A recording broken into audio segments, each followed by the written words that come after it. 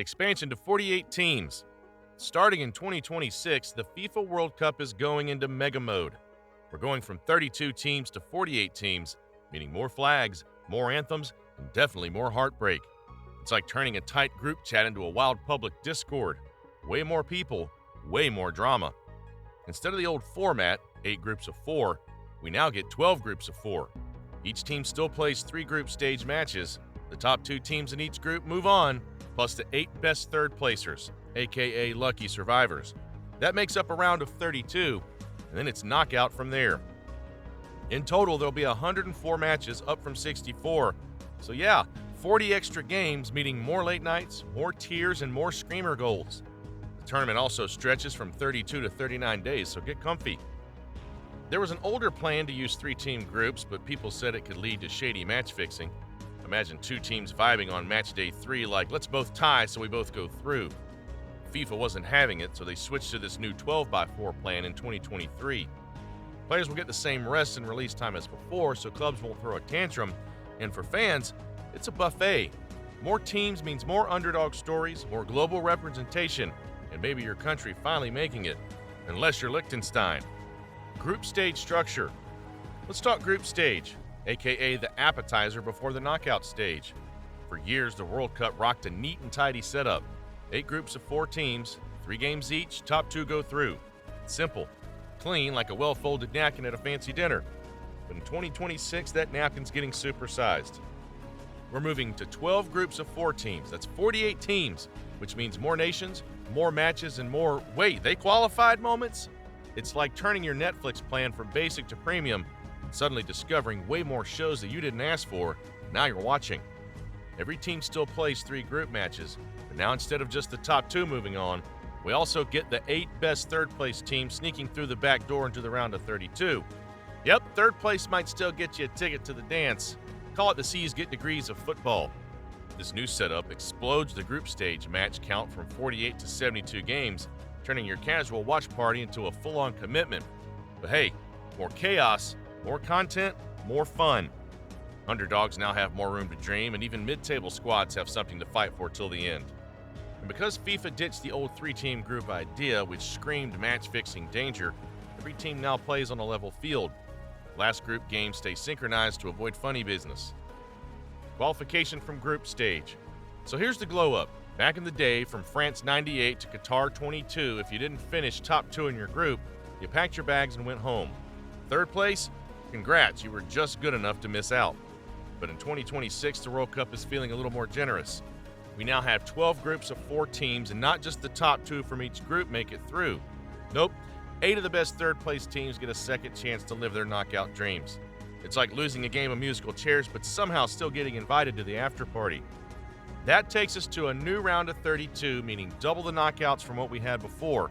More elbows flying, more penalties, and more chances for a total underdog to wreck someone's bracket. To pick the top third placers, FIFA will crunch the numbers like it's tax season. Points, goal difference, goals scored, clean play records, maybe even a coin flip if things get messy. Seriously, drawing lots is still a thing. This isn't new either. FIFA pulled this move back in the 80s and 90s with 24 Team World Cups, but now it's on steroids.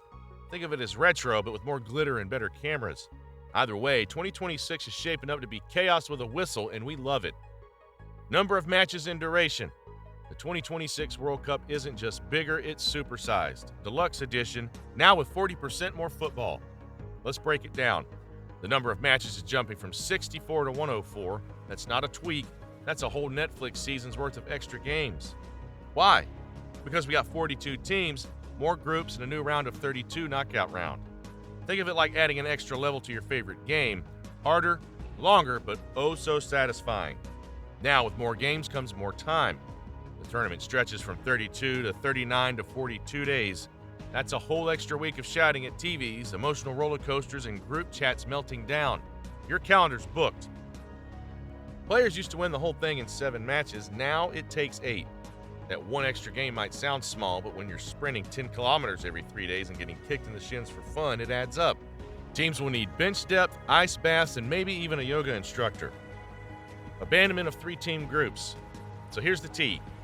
FIFA originally flirted with the idea of 16 groups of 3 teams for the 26 World Cup. Sounded super clean on paper, less scheduling chaos, fewer matches, more efficiency, but in reality, the plan was giving bad vibes. Imagine only getting 2 group matches before your fate is sealed. That's like showing up to a party, getting your coat off, and immediately being asked to leave. No rhythm, no drama, no build-up. Plus, with only 3 teams per group, the final match could turn into collusion cocktail. 2 teams could look at each other and silently agree, want to both go through? Let's tie. Fans smelled the funk, and so did FIFA. By March 23, they called it off and ran back to the classic 4-team groups, because if it ain't broke, and it's been working since 1958, don't replace it with chaos. Why the switchback makes sense. Everyone plays 3 games, that's fair time to shine or crash. Simultaneous last matches mean no sneaky business, everyone's sweating it out together. More games equals more tension, more goals, and more TikToks of fans crying in stadiums. And for broadcasters and sponsors, 3 games per team means way more ad breaks and heart-pounding moments to monetize.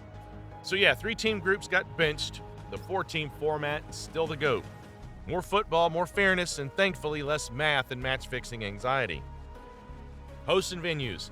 The 26th FIFA World Cup will be the biggest yet, not just in teams, but also in who's hosting. For the first time ever, 3 countries will share the honor: the United States, Canada, and Mexico. This is a major step in World Cup history. We've seen 2 co-hosts before, like Japan and South Korea in 2002, but never a trio. It's football's version of a road trip across North America. 16 host cities spread across the continent. The matches will be played in 16 cities. 11 in the USA, including New York, New Jersey, Los Angeles, Dallas, Atlanta, and Miami.